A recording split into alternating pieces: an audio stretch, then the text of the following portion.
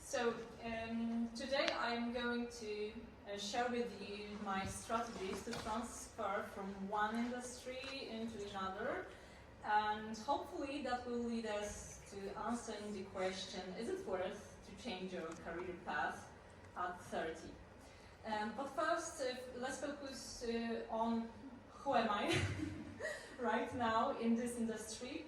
I am composer and sound designer. I have been active in this industry for 10 years now. I started in Ansgar Studios as the only audio designer in company, and I worked on many projects, including Divinity Original Sin DLCs, Divinity Original Sin 2 DLCs, Observer ports for Nintendo Switch, and many other projects.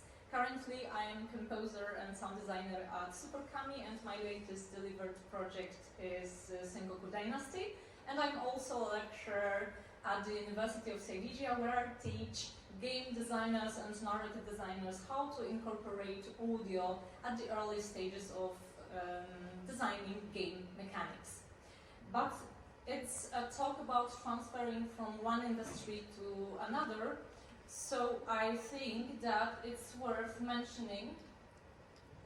There's supposed to be a photo, but there is no photo, so sorry. So I think it's worth to mention who I was before entering game dev. And I was classically educated professional musician. It took me 20 years to educate myself as a professional singer. And after graduation, I worked in Krakow Philharmonic, Krakow Opera, and I was a freelance singer, and I sang in many countries around the world, including Russia, many countries in Europe and in China, in US as well. For example, this photo that's not longer here, I don't know why exactly, but it was, you have to trust me. It was taken in the concert hall of Forbidden City in Beijing. So yes, it sounds prestigious, and you could think, whoa, why did she change her job? Yes, the money wasn't that much prestigious, first of all. The second of all, I was tired of constant competition and of a very toxic environment, sadly. And I wanted to do something practical and pragmatic and based on my passion. That's why I turned myself into game dev. So the crucial question now is how I transitioned.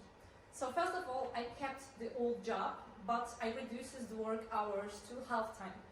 I lowered my living standards by moving into the student's apartment and renting my own flat to other people to gain some extra cash for improving myself as a specialist. I've set myself in the right environment of young, talented people who has the same goal as I entering the new industry.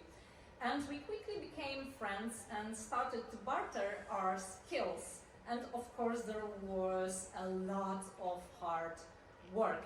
And those strategies quickly paid off, because soon I was hired by Ansgar Studios, and this was the moment that I realized that career transition is not a point, it is a process, and gaining the new position in the new industry is not the end of the journey, it's the beginning of it. So I would like to rephrase the question from how I transitioned into how I survived the transition process and maintained relevance in this industry. So more strategies: invest, take, and give. The first is very simple: invest money. I'm an audio person, so there was a lot of gear to buy, and simple as that, I needed to do that, it was necessary.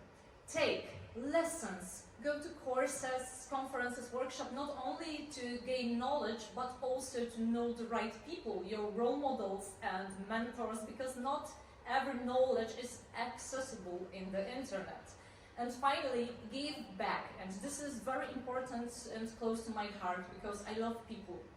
And I love to take care of my community, creating community, and create the opportunities to grow and share knowledge. And that's why I stand right here, and you can meet me in every gain the conference, basically. So the second strategy, I think it's very important to define your weaknesses and establish your strengths. So at that point, 10 years ago, my weak points was I had no clue about the industry and I lacked of technical skills, simple as that, because I was classically educated musician with no knowledge about installing the antivirus on my computer. But I had my superpowers, and this is the music education and experience. I was a professional musician. That's a good start for this industry.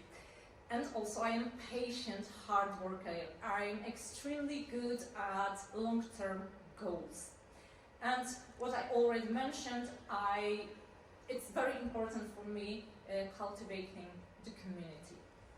So basically I used those skills, those superpowers to be able to work on my weak points. And the third strategy, monitor the progress. And it sounds kind of innocent, but it's very powerful too. I use it to check if my actions reflect my needs. And the algorithm here is as follows. You meet the right people, you gain knowledge about the industry because you are attending conferences and stuff. You observe, thanks to that, where industry trends are heading, and check if it truly resonates with you. This is important because based on that, you are able to make in your decision process to focus on certain areas because you are not able to be God in everything. And this evaluation process was possible for me because through all those years, I've been keeping a notebook, a diary basically, on my professional goals. And those notebooks helped me to define myself as a specialist I am today.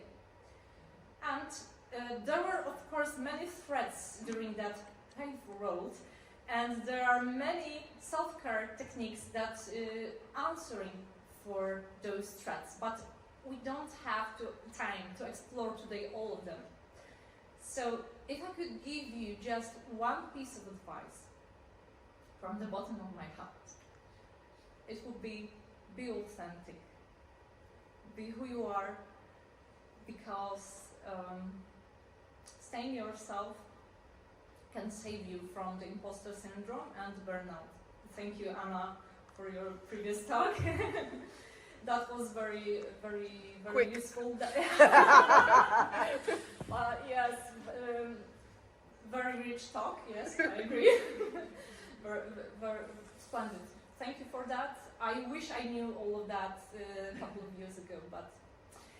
Yeah, so I'm not planning to talk more about that. If you want to talk about the private stuff, you can reach me through my LinkedIn page.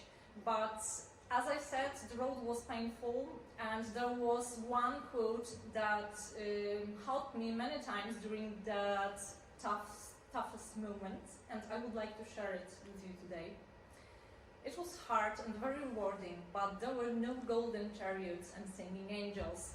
It's a great reminder to never give up on your dreams. This industry is all about endurance. And the final question and final answer, was it worth to change my career path at 30? Yes, because those challenges and hard moments revealed who I truly am. I transferred my weak points into passion, and the most important thing for me, I was able to forge very important friendships for me. And I love those people, and these are priceless for me. So yes, thank you very much, and I wish you the best.